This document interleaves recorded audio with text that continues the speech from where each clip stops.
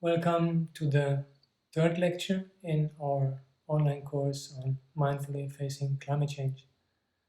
And the relevant part of the Four Noble Truths for this lecture will be the third truth, which is liberation. And in some way, I need to bring in the topic of full liberation, awakening to my overall presentation, but I will do that in more detail in the next lecture. In this lecture, I rather take up a related concept of liberation. We have different definitions of liberation in early Buddhist discourse. There is final liberation with the four stages of awakening, and there is temporary liberation. Temporary liberation is, for example, the divine abodes, the Brahma Viharas. It is a state of mind that is temporarily free, but that does not bring about on its own the final liberation that is the ultimate goal of early Buddhist teaching. However, the Brahma Viharas can offer substantially support for that, and they are also of relevance to my overall topic here, how to face climate change. And so this third lecture will be particularly on these Brahma Viharas, the divine abodes, and bringing in some context for the meditation practice that will be on this topic. And I want to start with a description of a group of monastics who live together in a spirit of harmony and metta, as it kind of offers a nice contrast to the description we had in the last lecture of the increasing ethical deterioration leading up to all-time low point in moral conduct where even family members start killing each other. So let us look at the relevant passage.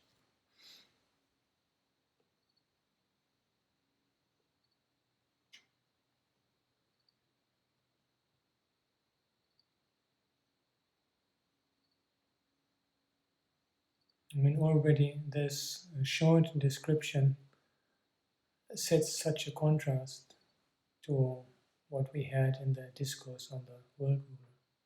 They're living in harmony, looking at each other with kind eyes.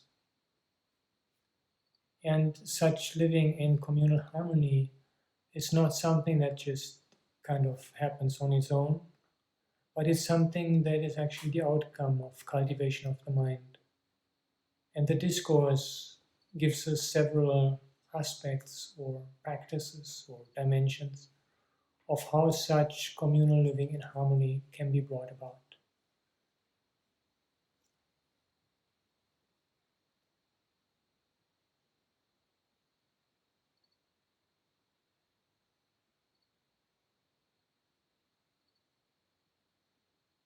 So this is a reflection that each of them has. It is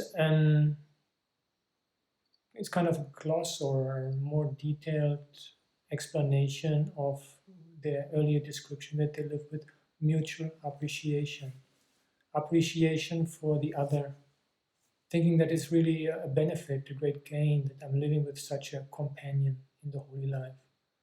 Holy life is a standard expression in the early discourses for the monastic life, and this is a group of monastics here who are living together in such harmony. And in addition to appreciation, another quality that is kind of the root of this whole description is metta.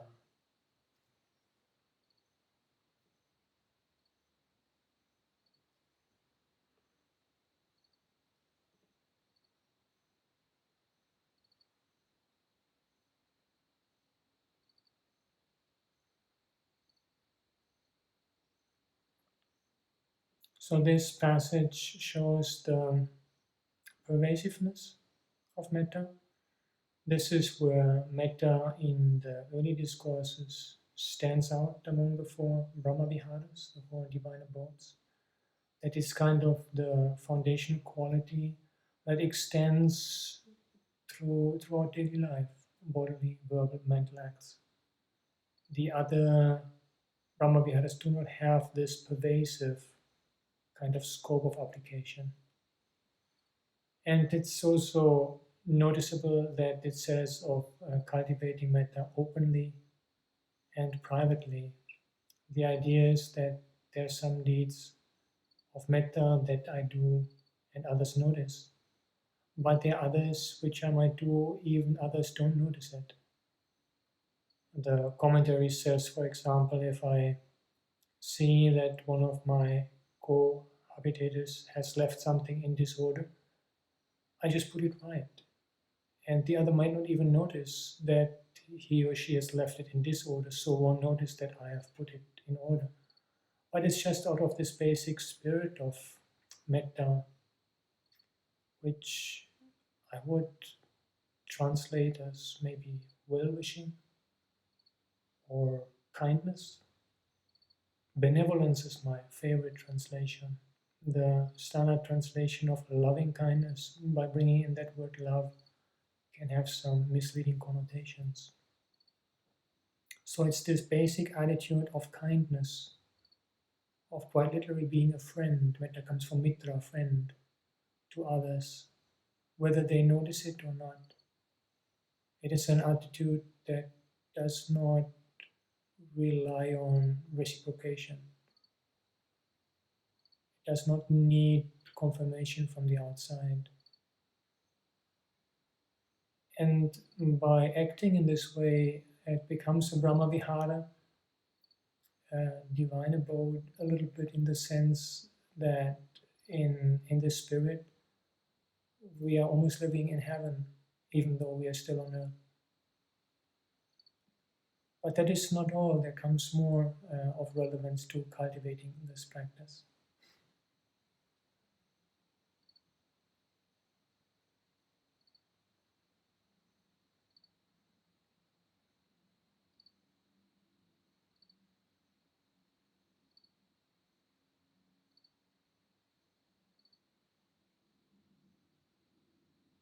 Yeah, this is, I think, particularly powerful. It points to the diminishing of self-centeredness. Although metta and the other divine abodes are not capable on their own to lead us to the full realization of not self and emptiness, they can make a rather substantial contribution to diminishing self-centeredness. Why do I always have to have things exactly my way? Is it not possible to step back and just go along with the way others want things to be? And this kind of lack of felt need that my ideas, my preferences, my plans make the front page, it's just so conducive to harmony. And as a result of that, these monastics here in this story, they can actually say that they are different in body but one in mind.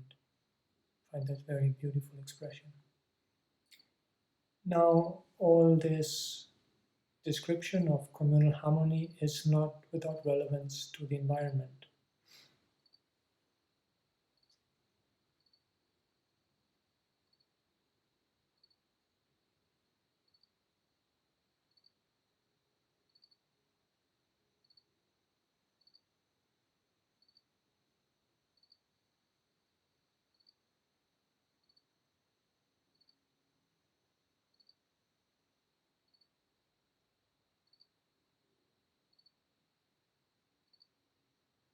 So we get here a description of how they keep the place where they were living together running and in order. But the important part is the last one, the dropping of any leftovers into water where there's no life. And this is a concern with pollution, which is quite recurrent in the early discourses. And we find this relevant to monastics and to laity. There are other episodes where the Buddha is invited to a meal and there's some leftover food. He again tells the lay donors, put it somewhere where it will not cause pollution into water where there's no life. So there's a very clear concern with harmony developed within, affecting human relationships, and then moving out into the environment. The concern of not of harmony, of not causing any pollution. Now, from this topic of harmonious living together, I would like to take a look at the four divine abodes, at each of them in their distinct quality or characteristic. And this can most easily be done by looking at the opposites. There's a passage that describes what each of the divine abodes is exactly opposite to.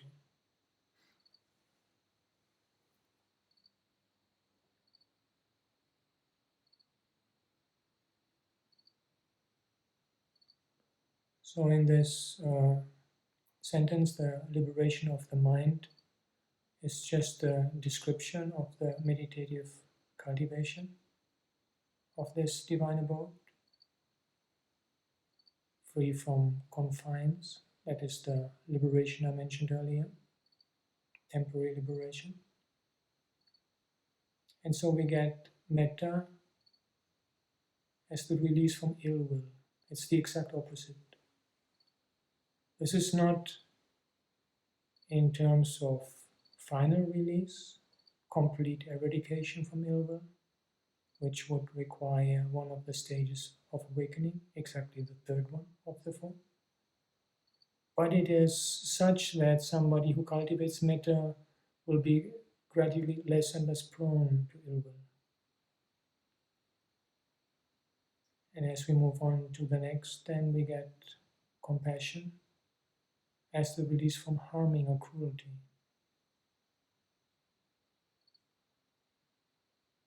Sympathetic joy as the release from discontent.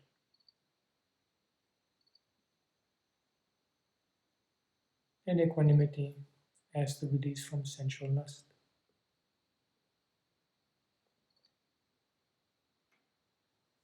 If we look at these four altogether, ill will, harming, discontent, and sensual lust, then for environmental concerns, the topic of harming is naturally stands out.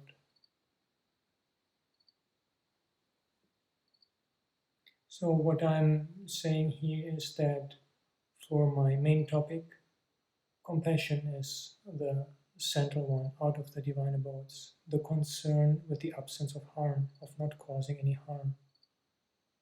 And in early Buddhist thought, such compassion is closely related to metta, but it's different. It is not that compassion is metta directed towards those who are suffering. Compassion, metta, and all of these divine abodes are directed to all beings. They do not differ in their object, therefore their quality does not depend on the object. Compassion is this basic wishing for the absence of harm, and this can be illustrated with another passage.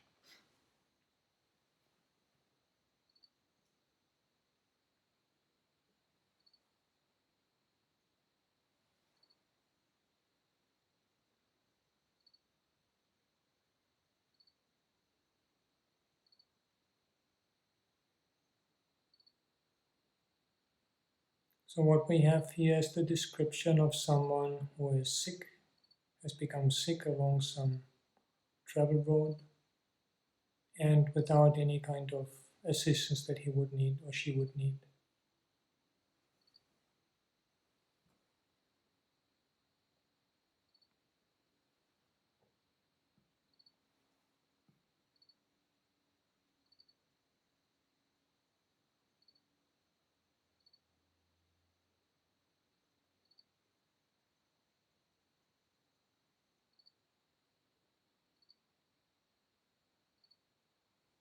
So what we have here is somebody else sees this traveler, sees that this traveler, he or she is sick and in need of help, and arouses the wish that this traveler might find assistance, maybe relief from the suffering. And I think there's two important points that I would like to tease out from this passage. One, first of all, is that the onlooker has no relationship to the harm caused. It's actually not the harm caused by anybody intentionally. It's just that this person who was traveling just happened to get sick in a place where no assistance is available. But nevertheless, compassion is there. It doesn't mean only that I refrain from harm, but that I wish the absence of harm, whether it is caused by me, by others, or by circumstances.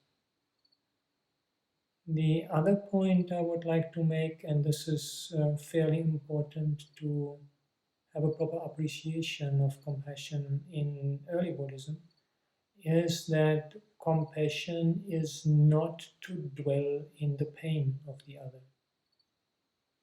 This changes with some later Buddhist traditions, and there is a tendency to intentionally take onto oneself the pain of others, which in certain historical and dogmatic practical context has its own meaning. I'm not disputing that, but that is not the understanding of compassion in early Buddhism. The vision of the sick person leads to the wish that this person may be relieved. So the first apperception of the suffering or pain leads on to a vision of something that is positive. The vision of this person getting all the kind of assistance, medicine, care needed. And this is a positive object of the mind. And by taking a positive object of the mind, compassion can become a joyful experience. So compassion is not dwelling in grief. It's not just taking in the pain of others, but it shifts from the first apperception of pain and suffering to something positive. And in this discourse, we are not being told about any action taken by the person who sees the sick traveler. And this is simply due to the context. Actually, this passage is part of one of the different ways on how one can counter resentment when one sees somebody behaving in very unwholesome and bad ways. In the context of that illustration, it is natural that the person who sees the sick one doesn't take the actual taking of action is not being described. But compassion, of course, spurs on into action. And if the story were to continue, then we would see this other person doing whatever he or she can so that the sick one gets assistance. The actual disposition of compassion or the other Brahma Viharas is based on their meditative cultivation. And this again differs quite substantially from later tradition. In later tradition, there is this idea that the meditative cultivation involves a set of phrases, and these we direct first to ourselves and then to a friend, a neutral person, and an enemy. This is all very valuable, no doubt, but it is not found in the suttas. And in the suttas, instead, what we find is an arousing of the attitude that just radiates in all directions. And there's evidence in the suttas that this is not just a very advanced stage of practice, but it's actually the way that practice was done. Let us look at a passage.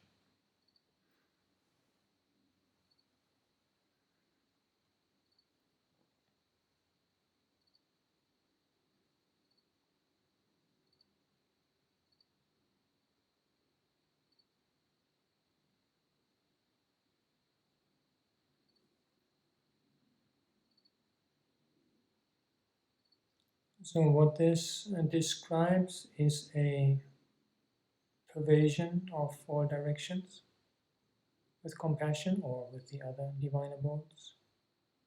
First direction, second, third, fourth, above, below, in everywhere, everywhere, every way. And then qualifies the mind as being abundant, exalted, and immeasurable. Immeasurable or boundless is another term for the Brahma Viharas, appamana. No limit, no boundary. And this boundless radiation, which, as far as I can tell, is really the standard approach to meditative cultivation, has an illustration and a simile involving a conch blower.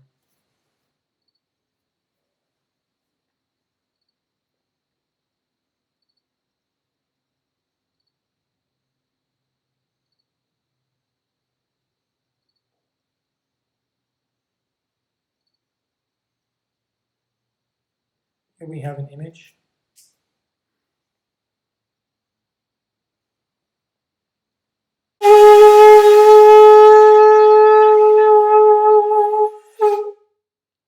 This is the kind of sound that, when somebody is better than me at blowing this conch, comes out.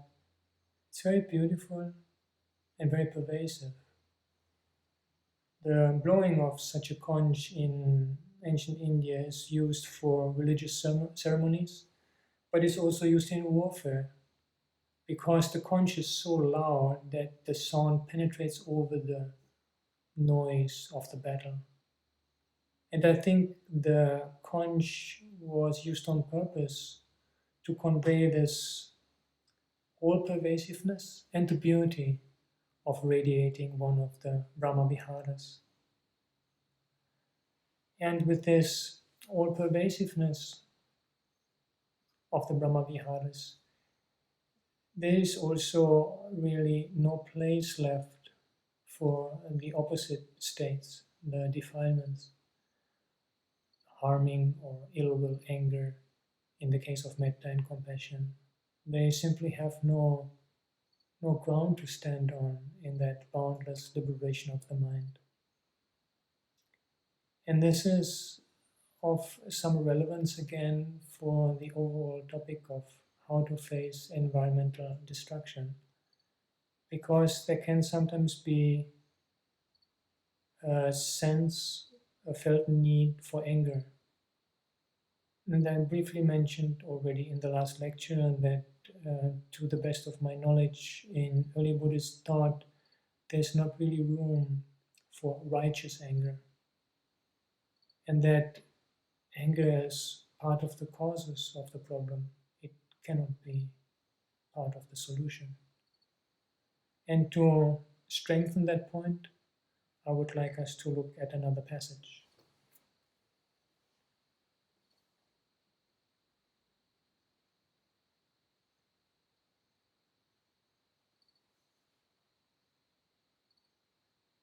This is such a strong image. Just imagine bandits cutting you to pieces with a two-handled saw. And the situation described here, I think, needs to be understood as implying that one has no chance to escape from this horrible treatment by these bandits. The point of this is not to say that we should just let others abuse us and do whatever they like. If we see the bandits coming with their saw and we can escape, we of course escape. Instead, I think the simile should be interpreted to mean that there's simply no chance to avoid it. So in this situation, where these people are cutting us into pieces, one who gives rise to a mind of hate would not be carrying out my teaching. With that kind of instruction, there's just no scope left for righteous anger. Even when people are cutting me into pieces, I'm not allowed to get angry. I can't really think of anything where I could be allowed to get angry.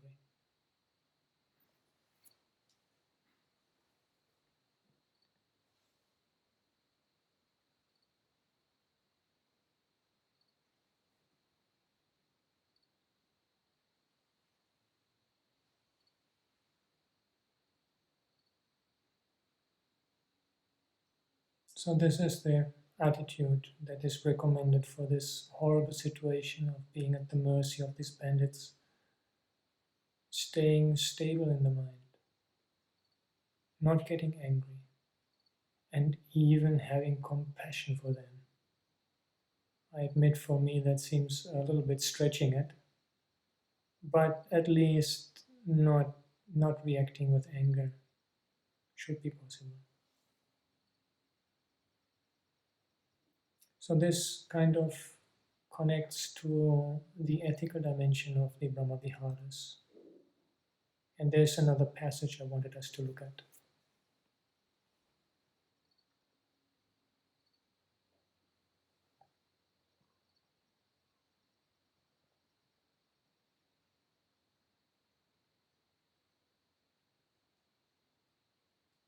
So this kind of confirms the potential of the Brahma Viharas and the reason why I have chosen them as a appropriate response to climate change and environmental destruction.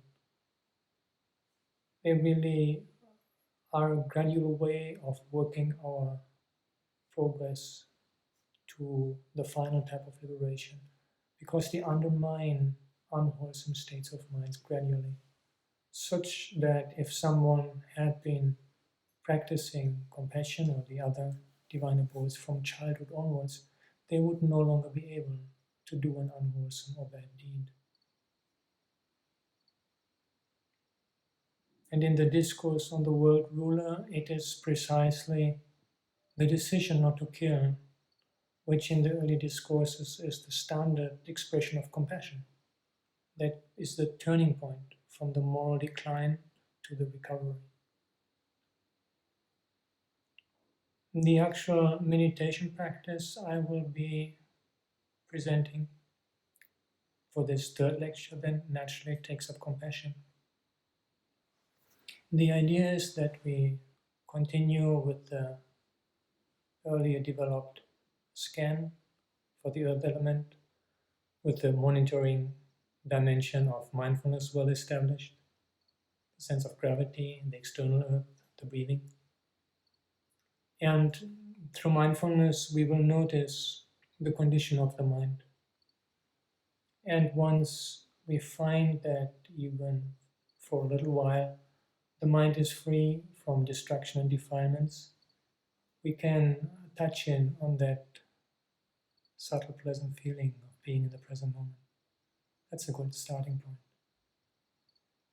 And based on this established whole body and whole body awareness, the subtle pleasure of the present moment, the first step is to cultivate compassion, to arouse it. And there are different ways for that. Some prefer to use phrases or even just a word, just karuna, or may all beings be free from harm. It's good to have phrases that do not get too long, too complicated, too detailed, just something short and crisp. For others, it is easier to use some image, some picture, some kitten, puppy, little baby. In my own practice, I don't use any aids anymore, but for a long time I used a little animal that one time I saw. I was meditating outside and this animal was being chased by a big snake, and it came just beside me to take like cover, and the snake went off. And I always think of this small little animal or something like a chameleon or so, and how he was just sitting beside me and shaking in fear, and that big snake coming in and moving away, and just my presence as I was meditating was giving that protection. That's an easy way for me to arouse that sense of compassion of may this little being not be harmed. And once we have found a way to arouse compassion, we shift from doing to being compassion. It means that rather than continuing to do something, we just rest in that condition of compassion and allow it to just spread and pervade our whole body and mind. That the whole body and mind is soaked and pervaded by compassion. And from there, then radiating it out is not something pushy or active even. It is more like the simile I like to use is like imagine a lamp that is surrounded by curtains, and we just softly, gently withdraw the curtains and let the light shine. Let it shine however long, however far it wants to shine. We don't have to push it out. All we need to do is to withdraw these curtains so that the radiation of compassion becomes truly boundless, immeasurable, appamana. And once we have opened up in all directions, for the continuity of the practice, it can be helpful to rely on the process of breathing. Natural breathing, but we are aware of inhalation and exhalation. And so with every inhalation, we can be more aware of the state of compassion within. And with every exhalation of that radiation, that spaciousness of the mind. It's just a little tool that helps us to remain dwelling with continuity in the Brahma Vihara. I think that is about what I had on my mind for today. So just to sum it up briefly again, third noble truth, the vision of liberation, and as a path towards that, the temporary liberation of the Brahma Viharas as the key for harmonious living and improving ethics, in particular compassion in the form of wishing for the absence of harm, and as a foundation for the natural arising of compassion in our daily life, the meditative cultivation, similar to blowing the conch, that boundless radiation. Thank you for your attention.